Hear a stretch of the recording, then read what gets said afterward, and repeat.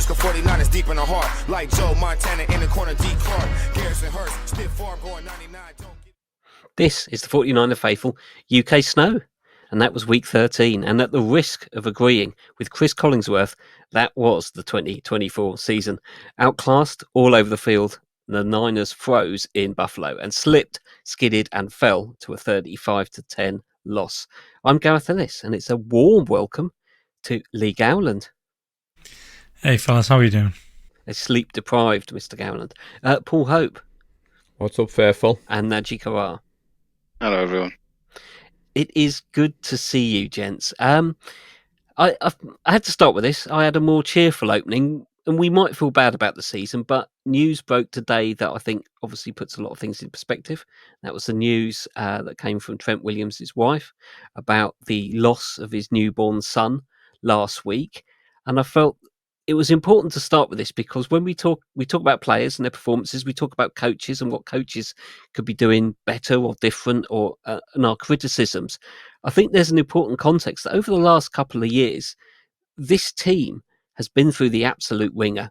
Brock's injury in the NFC Championship game against the Eagles, the heartbreaking Super Bowl loss, injury-riddled preseason, first-round pick gets shot a week before the season starts, and players having the worst family human tragedies you possibly can. These are not excuses, but this team is physically, I think, and mentally and emotionally exhausted. And I think it is important we provide that human context as we talk about players and say whether they're on form or not. There's a lot of stuff that's going on that we often don't see, and as this stuff comes out, I think there is an important context to the game there. That was going to be one of my points, so I know I've technically done it first, but I thought that was important for everything, and obviously hearts go out to the Williams family, as indeed they still do to various wards. So yeah, not the fun start, but I think it was worth starting with that. We can still qualify. We can still make the playoffs. Can we? Or is this team done? We can, mathematically. Yeah. We'll get and talk about it because obviously I've done my homework this week. Well done. So I want to give me 3 points. Well, of course, you haven't slept since Saturday night. No, I haven't. No, not at all. Go on then. I'm going to give you me 3 points.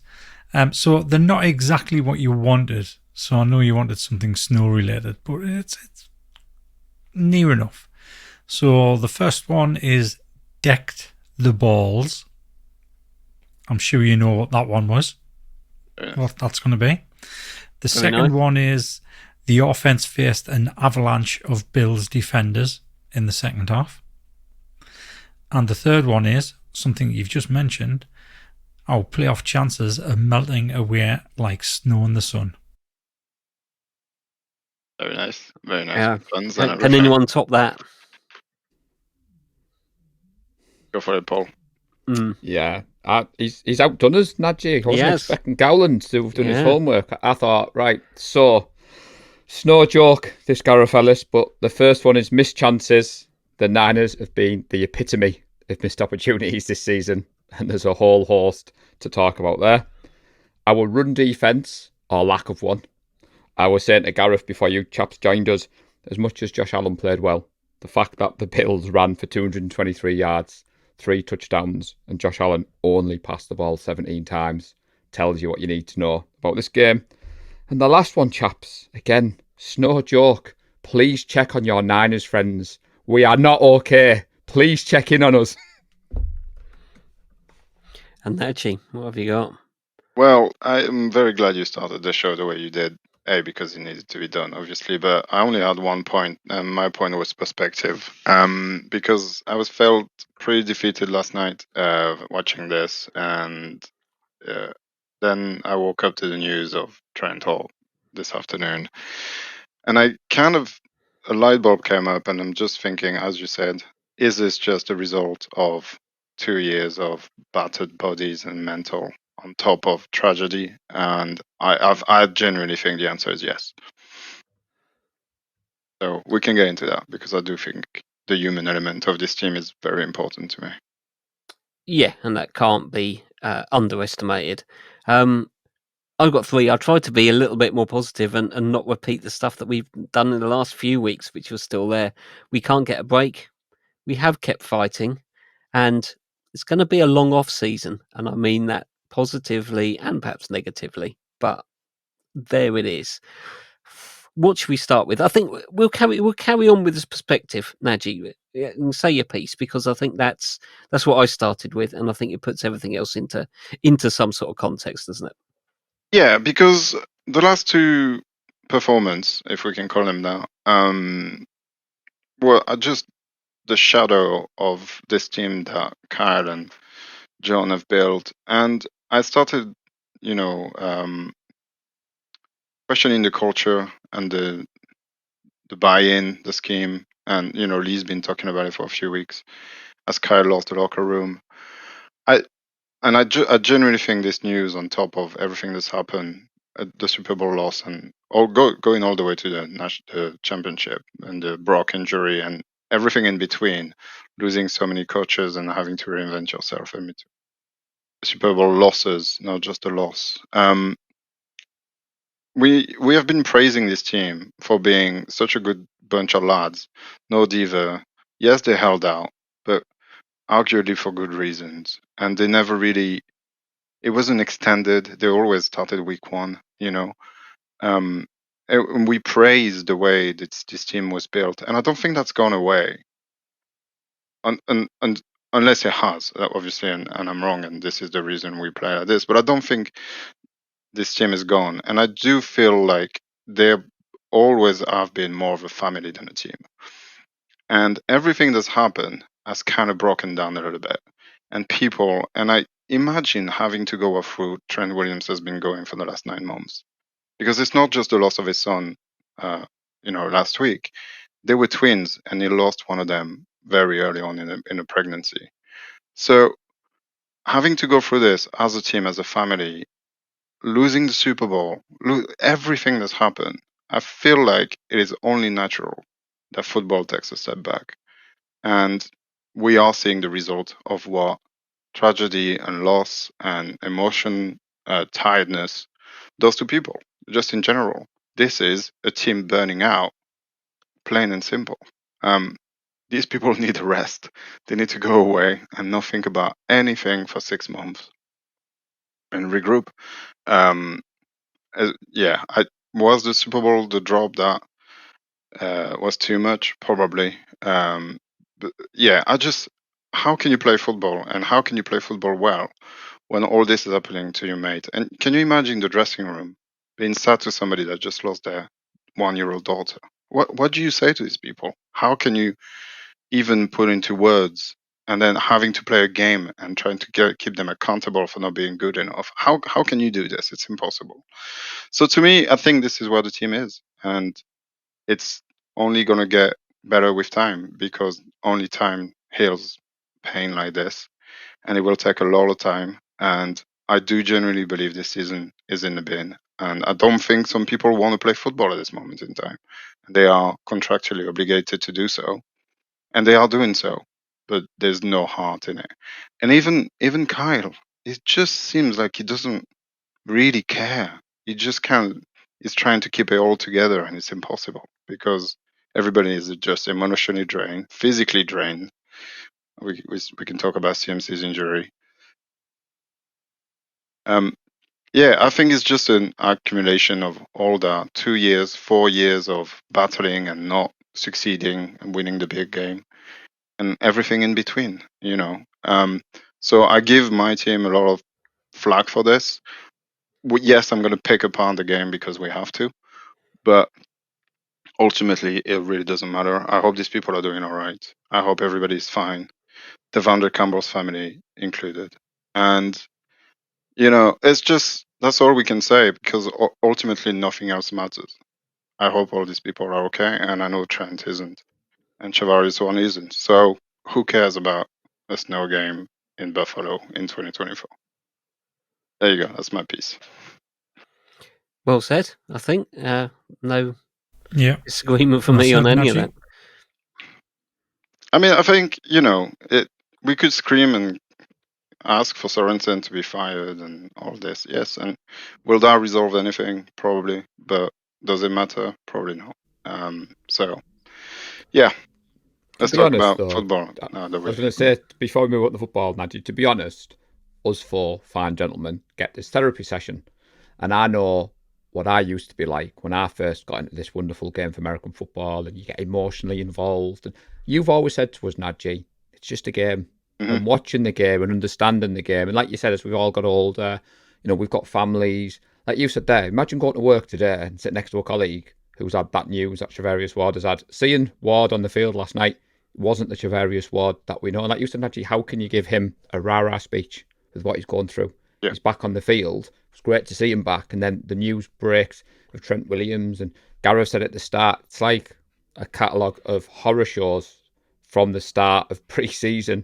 And you think, Christ almighty, how can you get yourself up for this game? And so you did say that well, but I think you're right, Nadji, the emotional toll on this group of players, management, us.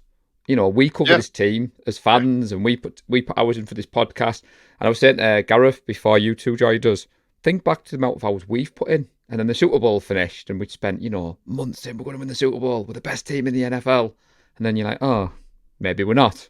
And then you go again, and we're sat here now, in December, 5-7. Lee hasn't used the word garbage for 11 minutes, people. That's a new record. I'm only joking, boss. But no, well said, Nadji. I just wanted to echo what you've said. I think it was summarised by my keep fighting, and I think we've seen other teams. Last year, we went to Philadelphia and destroyed them, and Philadelphia, I don't think, won a game left for the rest of the season. You saw the way a team got some adversity and it fell apart, and we've seen that in the NFL time and time again. And one thing I will say, which it comes back to why I think Shanahan is good at the head coaching side, is that we've always seemed to be able to keep the team together and take these hits after hit after hit. And it's not pretty and it's not working on the field, but I don't get the feeling of the team falling apart in the way other teams have when they've had some adversity. Sometimes adversity pulls teams together. Other times we've seen how they can absolutely capitulate. And I think that's really underlined to me what Lee has been talked about for the last few weeks about fire the OC, and it's that very different role between the problem or the criticism I've been having of Shanahan recently is him as the OC. Him as the head coach, I've got nothing but respect for, because he gets this team out and he gets them fighting every single week, and they've just been punched and punched and punched, and they get back up and keep fighting. And it's not working and it's not pretty, but this team has never given up. And I've never seen it give up, and I don't think it will. It might not be good, but it won't give up. And that was my keep fighting. So I think that ties into that. Let's get into the football. That we've set the scene. We've done that enough. Deck the balls, Lee. Yes. So I always think of Lee with balls. So what do you think of? Where do you think I was going with that? Fumbles. Fumbles. Yes. So ball security. So we said it in the show. The preview show, one of the things we must do is protect the ball going into Buffalo in snowy conditions, and it didn't happen. I mentioned it on the preview show as well. I was quite concerned about how Brock would perform, because obviously it's going to be wet. He's not particularly very good in the wet because his hands are a lot smaller than other quarterbacks, and I think that does make a hell of a difference. As we saw on last night or early this morning. So it's still the same day that we watched the game, and I can't believe it. As we saw this morning, all he was trying to do was just pull his arm back, and he just lost control of the ball. And the three people that lost the ball, I mean, we've got Brock, we've got Juice, and we've got Debo. 3 stars of the team. These weren't any backups dropping the ball. And yes, the conditions were bad, but there was only us dropping the ball. The Bills weren't dropping the ball. So that was one of the things we said, you have to take care of the ball, and we didn't do it. Yeah, I mean, that was Juice first lost fumble since 2018. How crazy is that? Yeah. And they were punched out. I don't think they were the terrible fumbles. No. Yeah. The Bills went for it and punched them out. But even No, you're George, right. bobbled one, couldn't catch it. It was kind of all night was just a mishaps after mishap. But yeah, Well, the first I quarter think, wasn't bad. yeah, that's true. It's another one of those. The game gets away from us, and we're just unable to get back into a game where we fall behind. Yep. See, watching the game back in 40, now before I say this next bit, chaps, I'm not sticking up for Kyle Shanahan. That performance was dreadful last night. But when you look at the game and Shanahan's game plan, 2 missed field goals, a fumble at the goal line, a fumble by Purdy. You put those points on the board. And I know if, coulda, woulda, shoulda, but a lot of people burn it all down, rebuild everything. And you think, okay, it's a game of inches, fine margins in the NFL. Like you said, Nadji, you put that in the Discord, I think, his first fumble since, 2018. I was like, typical. Mm-hmm. It was just that kind of night for us all, wasn't it? Mm-hmm. And even the player watch, Gareth, seeing Guerrero running for the touchdown, I still couldn't smile at that, even though I was thinking my player watch last year was Ronnie Bell. My player watch this year is Isaac Guerrero, silver linings and all that. But the missed chances it ties into when you watch that game back and you think, oh, God. And it was going to be a tall order, as Lee said. Mistake-free football is what we bang on about on this show.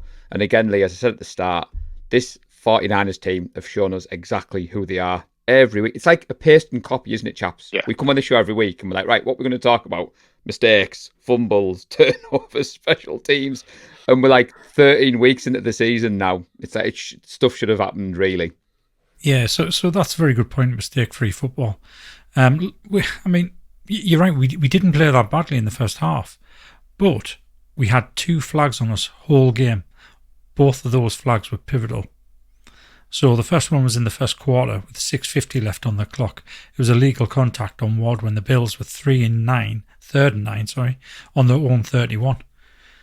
And then we give away a penalty on that 3rd down, which gave them an automatic first down, and then that drive ended in a touchdown. If we'd stopped them there, it could have been a completely different game. And then pretty much at the start of the second quarter, it was just after CMC went down. So CMC went down on the first down. Obviously, he slid down straight away and we lost 5 yards. On the second down, we had a delay of game, and that set us back to 20. So 2nd and 20. And that drive ended in a field goal. Sorry, it didn't. It ended in a missed field goal from 45 yards. So had we not had that penalty, those flags, it could have been a completely different game in the first half. So we didn't quite manage the mistake-free football. We had the 3 turnovers, and we had the two flags.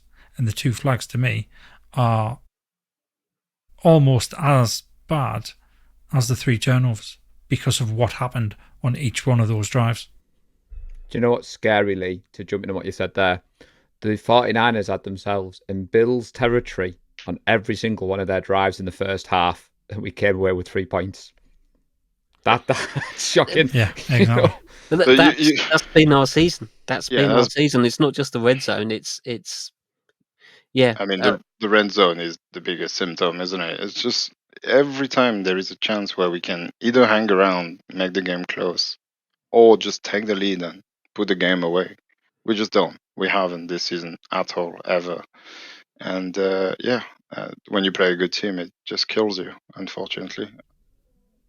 Kittle, he was very honest at the podium, wasn't he, Nadji, when they said, you only had 1 reception. He was like, I was open.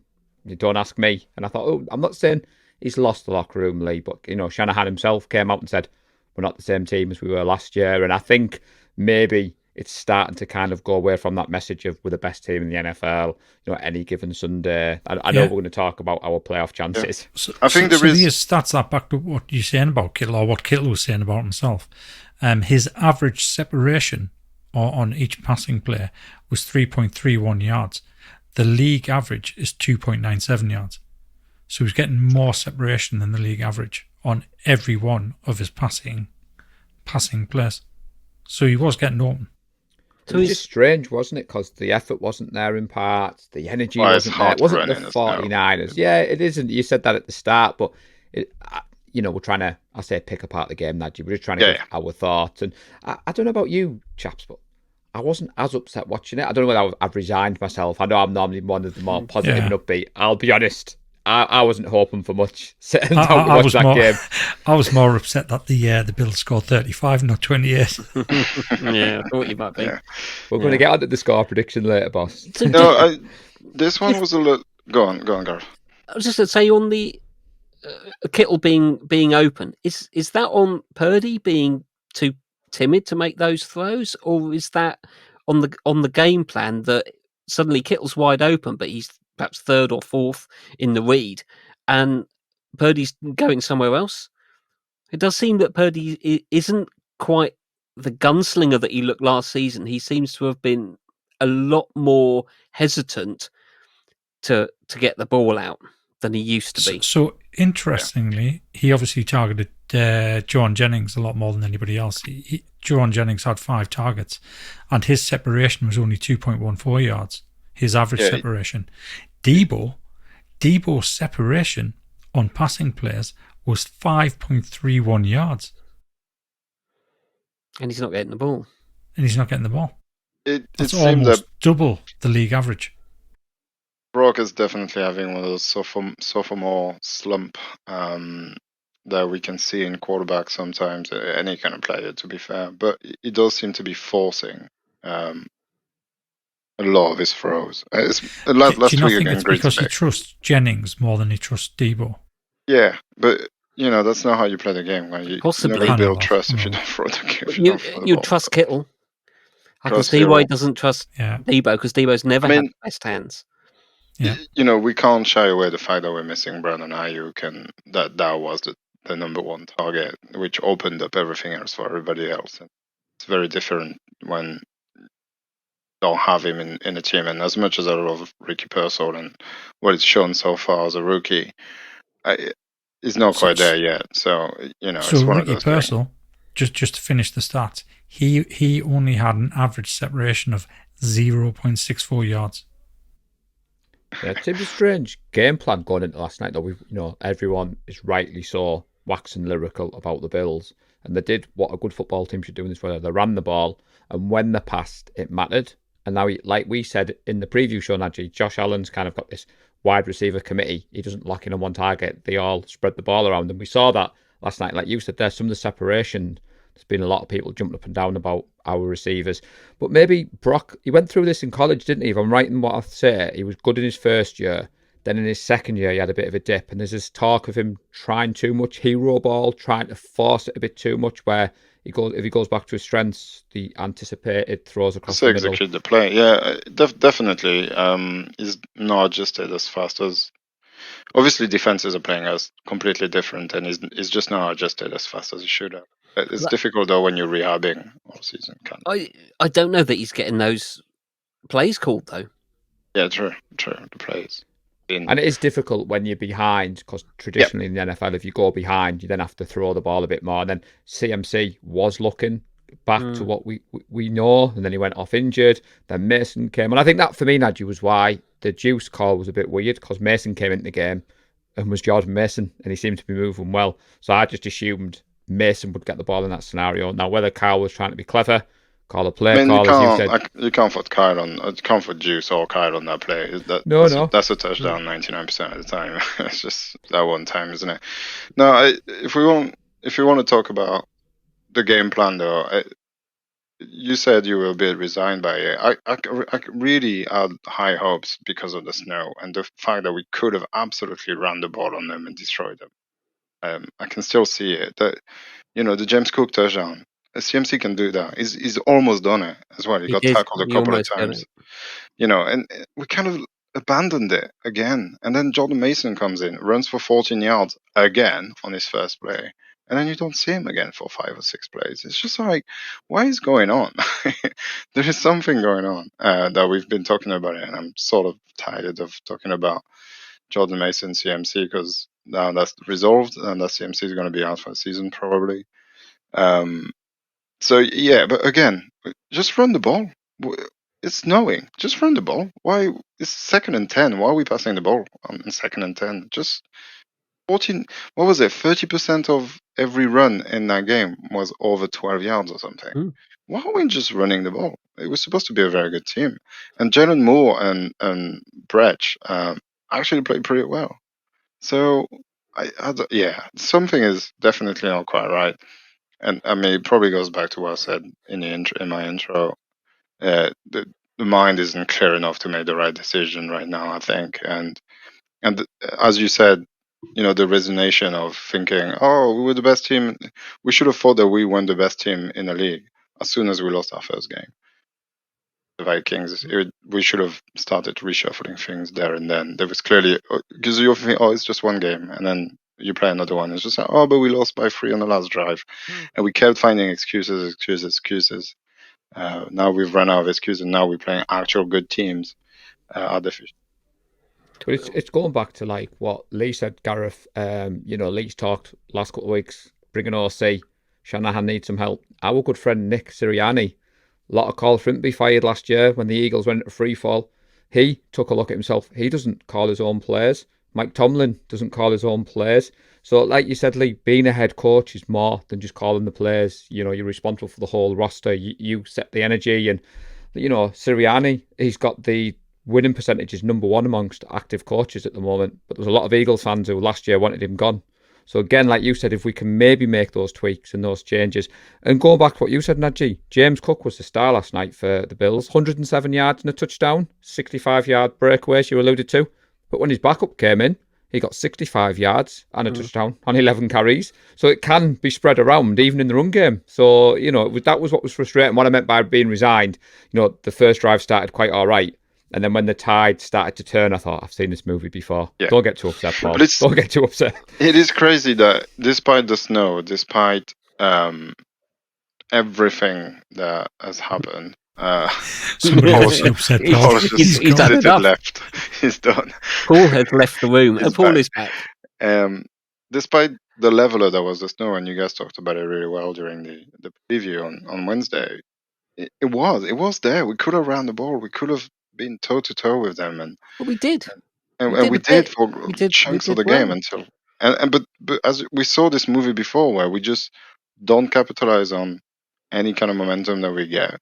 We turn the ball over, and then we don't hang around, and we let them score a bunch of points, and then the game is over. That's basically every loss that we had this season. It was that game where you're going to run, and then occasionally pick your right moment to throw the ball. And I think the Bills did that exemplary in the bad weather, which you may expect them to. That they're used to it. They're perhaps practicing it, but once again, it just showed that we didn't. I think this all goes back to that disjointed off season where suddenly CMC was out. I think Shanahan had a new offense to install and has never been able to install it, and has never really this season been able to get it to work because it's never really looked like it's worked. Perhaps a little bit against the Jets. We've only played those couple of good games, and once again we had this. We'll run the ball and then occasionally we'll throw it, rather than it being that what Shanahan used to do with that kind of building on one to the next and finding the rhythm of it, and being able to use the pass game to get 4, 5, 6 yards, which I think we've gone away from. And the pass game is there to get 15 to 20 yards, and the run game there is there for everything else. And it's not worked. I think we can go right back to the fact that we had a horrible preseason. It's never got there, and of course, I think it's Shannon's stubbornness that he's never got away from that principle of what he wanted to do, which I guess is a good thing. I can see as a head coach, you want to stick with your plan. You've got to give people confidence to stick with it, but it's just that stubbornness when it clearly isn't working. And there's clearly stuff this team know how to do from the past that we do well. And occasionally we've seen glimpses of it.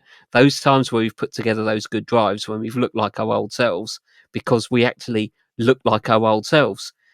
Screen passes, play action, all the stuff that we used to do well, and has seemed to have forgotten how to do this year, or have been unable to execute it anyway. So we've wandered away from Lee's deck the balls there. Missed chances. We've kind of covered. We've covered missed chances. It was kind of my can't get a break. Yeah, can't be too mad that Moody is very difficult to kick the ball in those conditions. Balls rock hard, and footing is. But Incidentally, I did see a couple of times, the Bills went for it on 4th down because I think they went, it's bad weather. It's 3rd and 6 or something. Let's try and run it. Let's just see what we get Run the because ball. we'll be Yeah. 4th and short rather than it's 3rd and 6. We'll throw for it. We're in 4th and 6. We'll have to Yeah. try and kick the field goal. And it's that's been symptomatic this season of We Shanahan used to not do that. getting it right. We used to run on 3rd and 4, 3rd and 5, 3rd and 6, and CMC would just pick it up, and it would be like, oh yeah, he's good. Yeah, or Debo. And, or Debo. Those screen passes and the play action. Don't Everyone do it thinks it's anymore. the pass, and it's you quick shovel it out to Debo, and he's got Trent Williams in front of him. But Yeah, true. it's not been there.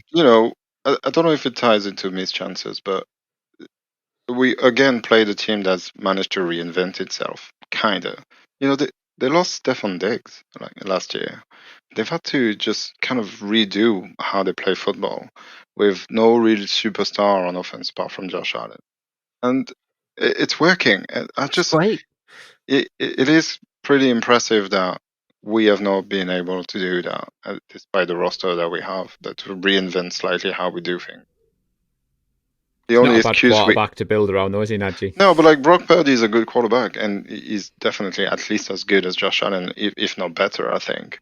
In a good day. Anyway, uh, this fixations on using that scheme and using those players to do that one thing is kind of getting old, and I agree that it's not really working what we're trying to do now, and it's slightly different than what we used to do. But also, try again, try something else, just mix it up a little bit. It's just, it's another team. You know yourself, Nadji, when you played, I mean, again, diving into a rabbit hole, which he likes best. Nadji, I've started coaching myself this year, and for 3 weeks I had to step in as the offensive coordinator because our offensive coordinator was away. And I said to the kids, we're not going to use that playbook because you know that playbook. And we installed some trick plays, we installed some new plays, and the defense were like, hang on a minute, we've not seen this. It's like, yeah, that's what you need to do in football. You need to reinvent it. You need to do some different things. And we talked about that with the Bills coming into the preview show. Me, Gareth, who I must say, Najee did his homework very well. Not a dig at you, buddy, but Gareth came well prepared. Full points there. But going back into that missed chances, the touchdown that everyone's raving about with Josh Allen, Najee, we love a trick play. To see that scored against us when the defenders have got the receiver. No, it wasn't. But like you said, that's football. It was... And him diving in the snow, and I thought, I want to hate it, but I really can't because it just looked so good. But that ties into your point. Mix it up a little bit. We all rave about Shanahan's trick plays. We go back to CMC throwing the ball against the Rams and Jennings throwing one in the Super Bowl. We haven't really seen much of that. We've seen the odd glimpse of it this year, but not much. Should we talk about our defensive woes? We ship over 30 points again. I mean, the defensive side has been battered by injury, let's face it. And the players who are there are injured. Demo was out this time again. Ward's back. I think probably a game, maybe too early. Difficult to tell because I think the defensive players do struggle in the... defensive players do as well. But trying to get your feet planted to tackle properly and all that...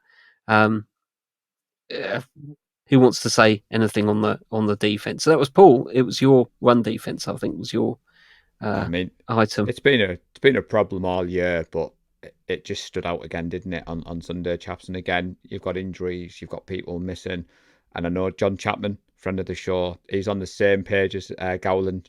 He wants a defensive coordinator gone, and he keeps saying it's just scary that teams are just scoring so easily against us in the red zone, and we're not doing anything different. And yes, the news broke about Fred and his ankle, and he's shown that he's a warrior. But when teams can run on you as easily as what teams are doing to us, it just sets everything else up, and it shows. And it showed on Sunday, so that's why I wanted us to talk about it, because I wanted your thoughts, because watching that game tape was just dreadful. Oh, we've lost you, Nadji, I think. Oh, am I gone? Yeah. Back, yeah. You're back. Oh, I'm back. No, it's bad. And again, I do agree we're missing so much on defense. It's very difficult to complain about, the overall performance of a defense. We were always going to be worse with that roster. Missing Bosa, Huff, and Greenlow and Hargraves and Hampstead, and it's too much to be able to overcome that.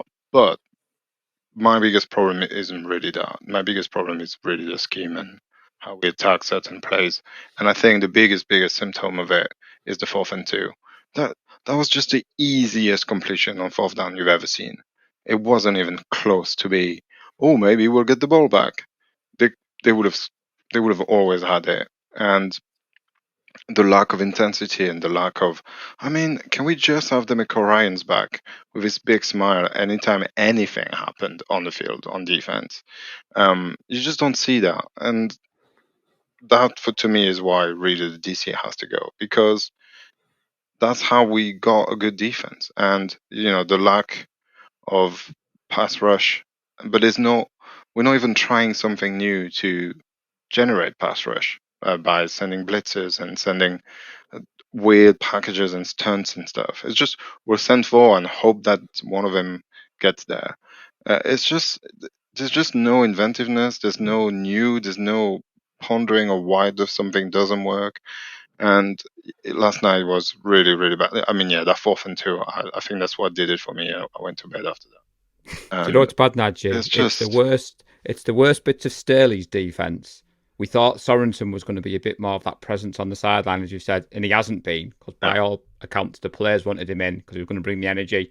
And like you said, Josh Allen, as much as the MVP chants were ringing out loud and proud, passed for 148 yards, 2 touchdowns, but like you said, that 4th and 2, it was just like, mix it up. Why aren't we sending the house? Or why aren't we sending the stunts? Or, just what have you got to lose at that stage of the game? Exactly, try something, because they score a touchdown. Who cares at this point, right?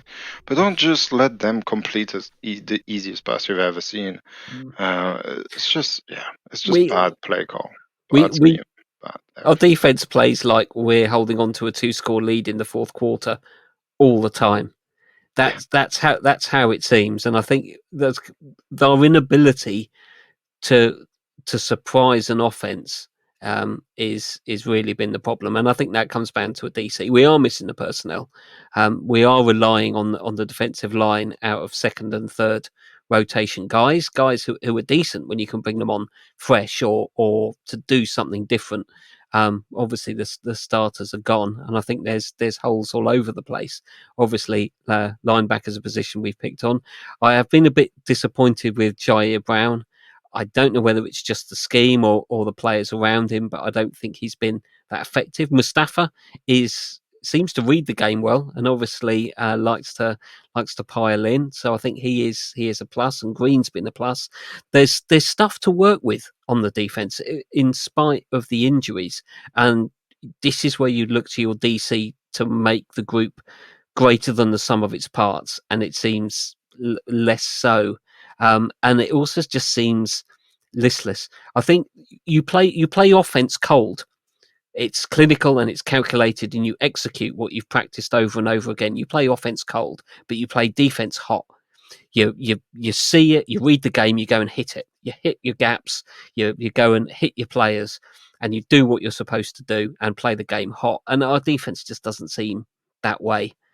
It just, the intensity. There's also way too many blown assignments. There's far too often 2 defenders in the same gap, and all that kind of stuff that should be ironed out by week 13. Never mind by week 2. It's this kind of thing that just the discipline is just not there, as Lee alluded earlier. The 2 penalties are just an absolute killer, just like the 2 that we got against. What was it against the Seahawks? The 2 hands to the face. It's just a moment where you cannot have penalties, and that's coaching. That's embedded in the huddle, and having people saying, "Hey, heads up, no foul. That's all we got to do here. Just keep everything in front of you." And that doesn't seem to be the message has been broadcasted. And I agree with you. We rely far too much on like Fred to make a big play to take us out of the hole and dug us out of the hole, or Demo to get a pick, or Mustafa to delete somebody. It's just, it's just not good enough. Not with our personnel. Even now, it's not good enough. It was good to see Sorensen listening, though, Nadji, because Winters played the 2nd linebacker role a bit more than your friend Campbell, which I thought.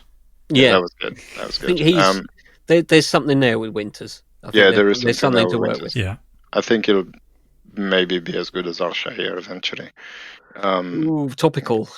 Yeah, I Topical was gonna indeed. say, Yeah, that was a bad hopefully he hit. doesn't go That and was do bad. any of those illegal hits. Yeah, that was really bad. Yeah, he I would say deserves I'd a I'd ban. like Jaya Brown. I think again he's very Hmm. young, sophomore year. Although totally on him. That touchdown by James Cook, the angle is terrible. You got to get a better angle than that. But he finished again with 8 tackles, leading tackler. So I think he's kind of more like like Dante Whitner used to be. Like not really there, but always kind of there, and just will make a big play every once in a while. A bit I like think it just Gibson. looks worse on the game tape because the way the whole Mm. defense is playing now. Yeah, I think yeah. last year he was doing the same thing, and he's probably thinking, "Well, I'm playing the same this year." But like you said, there's no Nick Bosa, there's no pass rush. I think that's why fans were questioning the heart of this team because it just seemed so easy again last night, didn't it? The run defense. That's what we're known for, aren't we? Being a physical football team. If you're going to run on us in the past, I mean, teams had to do it with the hard way. It's not that difficult Yeah, anymore. fight for every Warner yard. himself And said at the podium, we've talked about players missing the games and injuries. Warner said after the game, there's 11 lads on that field who all play in the NFL. I'm not having that as an excuse. And I thought I like to hear that. He seemed a bit deflated, but when he said that, I thought, yeah, he's actually right. Yeah, you can go on about the second string and the backups, but they took their starters out, and it didn't seem to make much difference, did it? I know the game was gone at that point, but Go on, Lee. Have you picked as many D-line in your mock draft?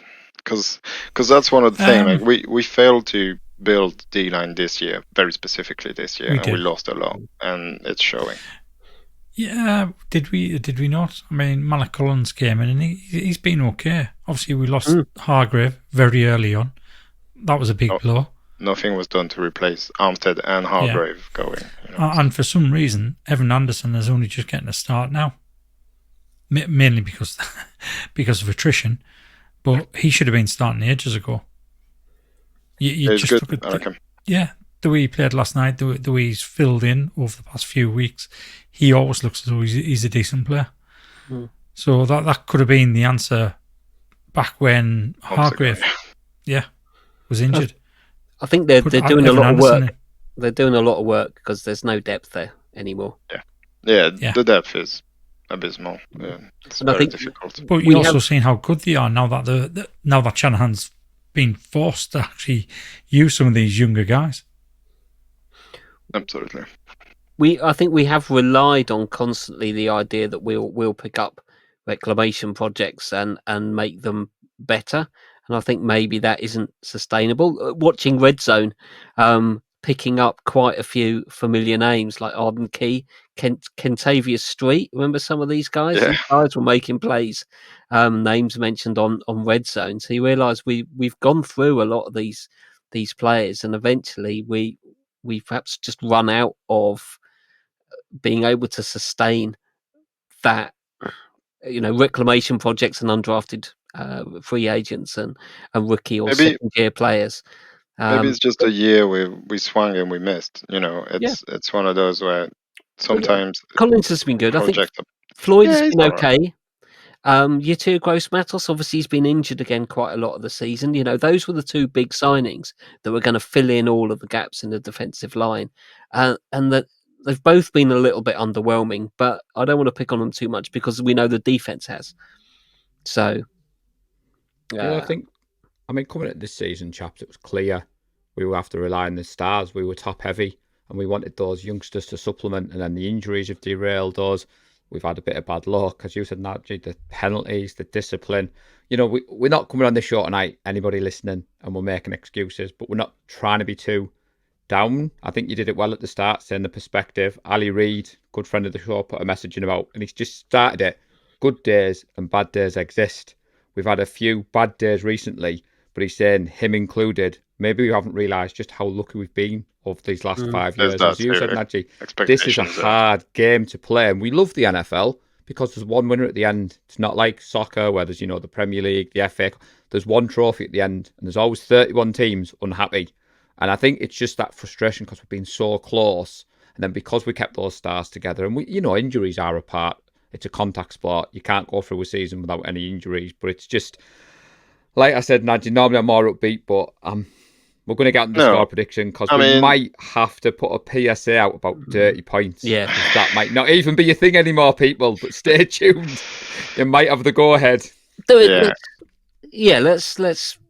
finish that off. I think we've done this game. I think that there's going to be a lot of time at the end of the season now, I think, to digest where's gone wrong and where we need to put things back. There's a couple of similar questions though. I've heard stuff today that it sounds like this team, this Super Bowl window is done. It's reached its conclusion. I don't disagree with that, but I also think if teams are decisive, and I think the Chiefs did this a few years ago, when one Super Bowl window closes, if that team embraces it, you can just open another one. You open another one practically instantaneously, but you've got to accept that the one is shut and rip the Band-Aid off and open up the next one. Do you agree with that, or do you have a different worldview?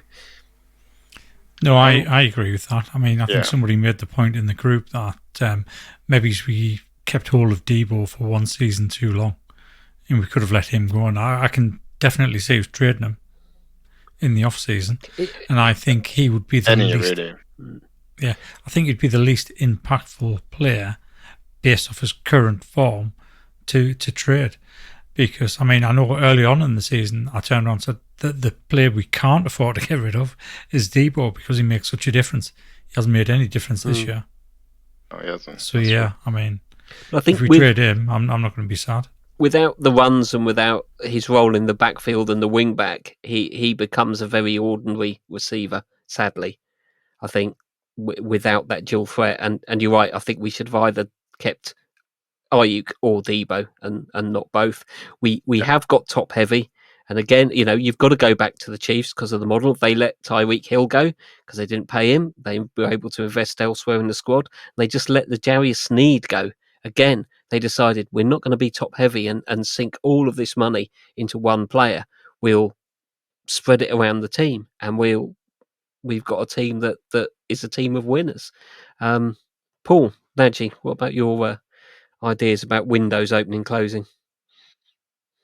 Yeah, no, I would tend to agree. I do still think this team, minus a couple of pieces, is good enough to go all the way without changing all that much.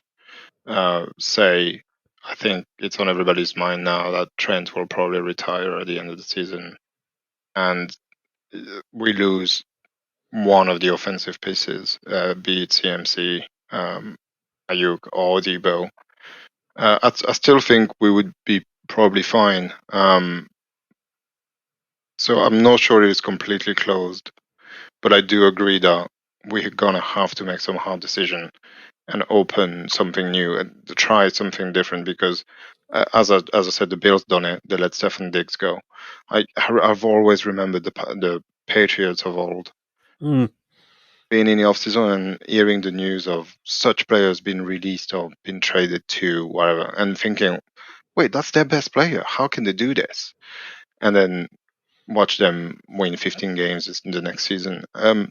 So that is definitely something that we've not been good at, and that we will need to be good at if we want.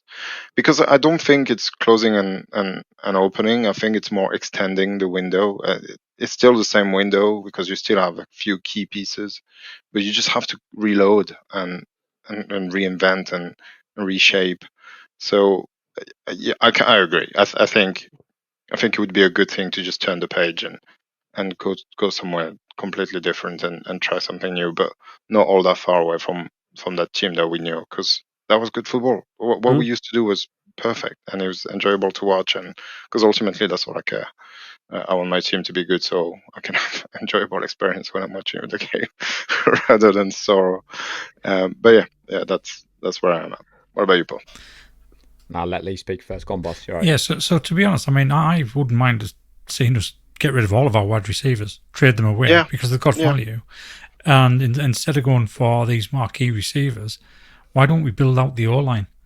Build an O-line that can keep Brock Purdy safe. Give him time to throw.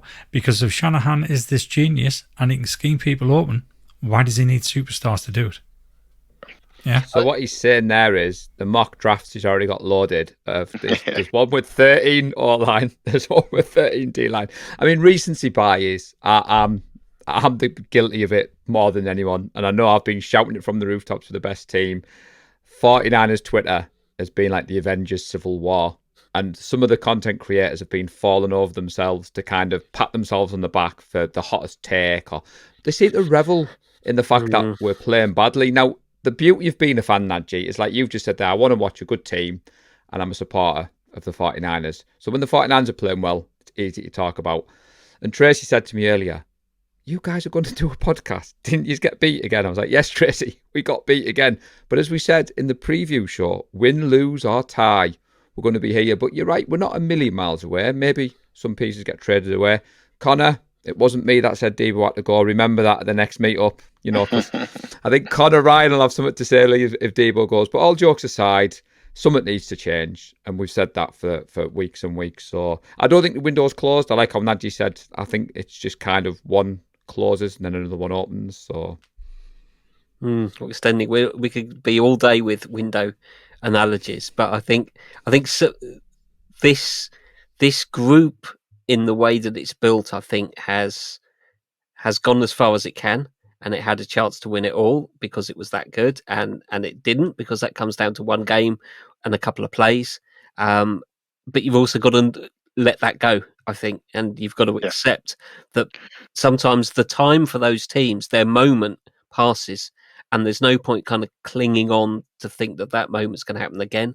I think that the team we built was very much based around the needs at the time of Jimmy, which was the yards after catch. It was the short, quick pass, get the ball out quickly. If you did that, you don't need the best O-line if you're not asking your quarterback to hold on for it for a long time. And you have players who, like Debo, are going to bully their way down the field. And George, we've moved away from that. We've gone to McCaffrey, who's a bit more finesse. I think Ayuk is a bit more finesse. And obviously we've got a quarterback who can throw the ball more than 20 yards down the field.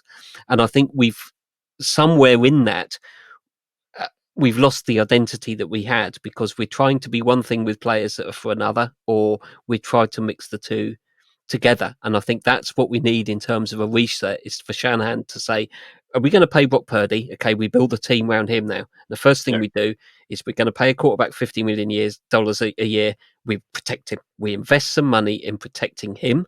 100%. And we start with, we've got Purcell. There's something to work with. Yeah, I didn't agree that we with a wide receiver first round this year, but it's there. I think Jennings is still going to be a good player. I think Kittle sets the tone, and he's good to have. We'll see how CMC recovers. We've always seen Shanahan be able to build any sort of running back into a decent runner, and I think with a good O-line, there's opportunities there to reset this team and have a go next year with quite a different team with a different identity. But we've got to make those decisions, and that, I think, is what I talked about with a long off season. It's bad for us, but it gives a lot of time for some soul searching and a good draft, some good free agent signings.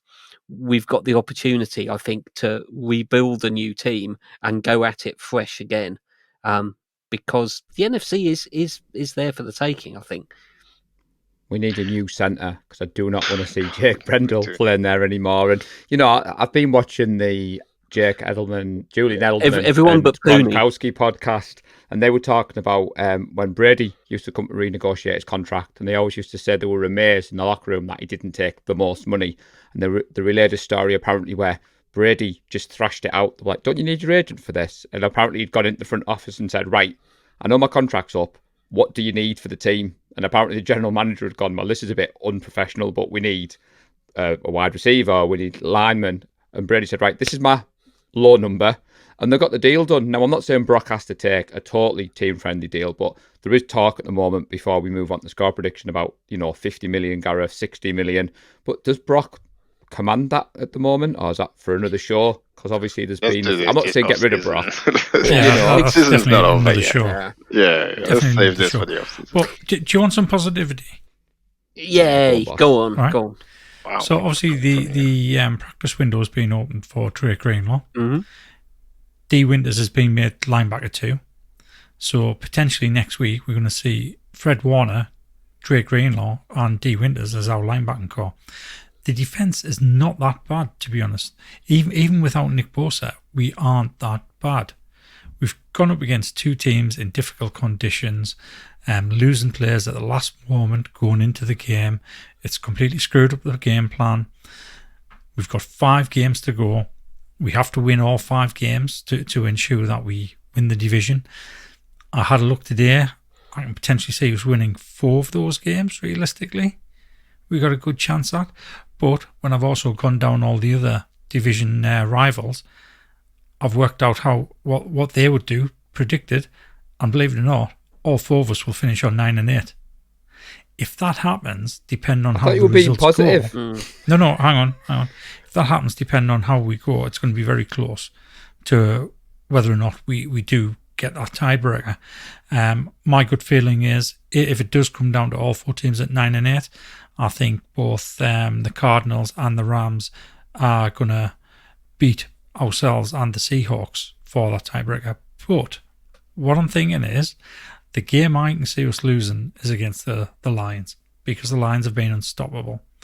They've been so unstoppable, we don't play them till the second of last game of the season. They could already be looking to rest players. I had so that that's thought, a winnable game. but they're going to want the number 1 seed. They'll have the number 1 seed by that week. It's Dan Campbell. Possible, I yeah. can't see him taking the foot off the gas. That's true. And so. I think he can see it as a revenge game. I think he'll Don't say, be going that far down, Yeah, Gareth. fair enough. What Lee No, you're Gowland right. is saying, You're right. we're beating the Bears, we're back. That's what he's saying. I like keeps it. giving me hope, the horrible man. I come resigned to this 2 games ago, and he keeps giving me hope. This game on Sunday against the Bears, No, this is going to be the pivotal that's game. This is going to tell us everything. Yeah. But another good point, another positive, even though it's a massive negative. So the positive out of CMC being missing for the rest of the season is we can now concentrate on Mason and Guerrero. It will simplify that run game. Yeah. I And think we'll what's go back to happened- how we played at the start of the season when we run the ball really, really well. And when we run the ball really well, it makes it so much easier for Brock to start throwing the ball about, to hit Joan Jennings, to hit Debo, to hit Kittle, to hit Peasall. I know what get happened, some separation. When I dropped out and then I came back in, our feed got, because you're not normally this positive at this time of the show. Something's going on. His sleep It's not deprivation over till it's over. has kicked in, and he's become a bit manic now. And I think It is not over till it's over. You're No, right. that's true. That is true. And And we I will be think here in our supporting division, this, we've got every chance of winning this division still. Absolutely. Now the question is, and maybe we can talk about this later, but would it not be a good thing that we actually completely fail so we can have a good introspection and hit that reset button? If we make we limp in, and I think we're one and done. Well, what if we're not? I would rather fail in the playoffs than not make the playoffs. Yeah, no, I'm me not too. looking that far ahead, chaps. Yeah. To be fair, I'm looking ahead to Sunday. This has turned into chaos. That's it. It's all about the best. We should talk about the score predictions. Before we move from the Go Bills game, massive shout out to Bills Mafia, by the way. Great bunch of fans. What they did for Mooney, for Travarius Ward's charity family is pretty As they incredible. always do. Yeah, they seem like a good bunch in Buffalo, and I'm glad you guys had fun at our expense. I don't actually feel too bad about that. But those people basically half naked. Well, come on. Well, what are you doing? On that note, Najee, I don't know if you saw there was a young 49ers fan, must have been in one of the boxes, and he had the shirt off, like Fitzpatrick did a few years ago, and that went viral. And the Bills Mafia, Sam, who was out at the game, Sam Tranmere, he's posted in the group and he said the Bills fans were really good. And I think John Chapman had echoed that as well. I mean, Sam's probably still trying to get warmed up now, despite when you listen to this podcast. That's another positive from the game. Sam survived. Wow. And didn't he win Discord MVP? Go Sam. I'm sure he won. He got an award in Discord when I was catching up this morning. So he did give a really good tip. He did give a really good tip about going to Buffalo to watch a snow game, because he had plenty of layers on to keep him warm. But I get the impression that he got his feet wet, because he did say, take footwear that's not going to get your feet wet. So take proper snow boots or wellies, something like that. Sure. Come on then, Gareth. Let's get back on track. The let's rabbit do it. holes This are is galore, horrible. isn't it, buddy? 13 points. It is, but Why did I change So my you've score? completely turned this round, Gareth. yeah, going You by were going rock dirty. bottom 2 weeks ago. Yeah, and I've gone dirty. Yeah, well. So for those who are listening and not watching on YouTube, we'll forget about the Pod Faithfuls because I mean they're number one at the moment, but you know they just cheat them. So the top of the list out of the four of us is me, and nobody else matters. It's like this. Oh my God. Have you seen that meme going around of Snoop when he comes to the podium and he says, I'd just like to thank me. That's Gowland. Chris Wood, there is your assignment this week. I want that gif with his face on, but all jokes aside, Lee, you're at the top, so well done, boss. let's give Gareth some flowers for the dirtiest 10 points that you'll ever see. Congratulations for predicting the Niners score, which is the dirtiest of point with 10. There was a sense of inevitability about it. Yeah, absolutely. I unfortunately changed my pick on Sunday morning for some reason. I don't know why. You listened to me, that's why. Yeah. But I'm in for the long haul. I'm 13 points behind now. I'm pretty much done. I might just go Niners. You still make the playoffs, so. Well, did you see how Gareth negotiated the dirty points, Nadji? He attacked our conscience. He was like, oh, I'm only going for the dirty points because I'm trying reverse psychology. Couldn't get mad at him. But on that note, the dirty points thing, Lee, I just want to clear it up. It was meant as a joke. It was a bit of banter with the competition. Banter, of course, but for anyone who is taking it seriously at this stage of the season now, I don't think anyone can say if you're betting against the Niners, the dirty points thing. It was a joke. However, Kev Williams, I'm not quite ready to enter my villain era just yet, but we'll see how we feel next week. Definitely not this Sunday against the Bears, but moving forwardly, I don't know how much I want to win that trophy or not. Depends whether it means stopping you from winning it and let one of the other two win it. I don't know. I might have. It won't be me. I'm on 50 points. I'm very much last. So he's already ordered the new trophy. You get an exact score 1 week, and you're already back in it. Yeah, that's true. All to play for. It's only happened once, hasn't it, Paul? That is. It has only happened once. Have you ordered the trophy, by the way, Lee? Or you're not getting too excited yet? You're not getting too carried away. There we go. Enough of the score predictions. I think there's nothing more to say, is there? Really? No. Sunday, big game. Big game on Sunday. Let's see. And yeah, obviously they've fired their head coach and might get a bit of a bounce from that. But there is something that I wanted to say. Go on. And you guys, it's more of a question because I can't remember. But have we ever won the second game away since Kyle has been with us? You know, there's always in that season where we get a 2 away game on the East Coast, and I have a feeling we've always lost at least the second one. No, I think we've done reasonably well on the road trips. Because the Atlanta one, which was the watch party, we lost. I'm pretty Don't want to end the show on that note, Nadji. Bloody hell. We're gonna have some PSAs. We're gonna have some PSAs and stuff. Go on then, but go to PSAs then, if there are any. I didn't have a PSA as such, but on the back of the Trent Williams news, I know we're going to get to.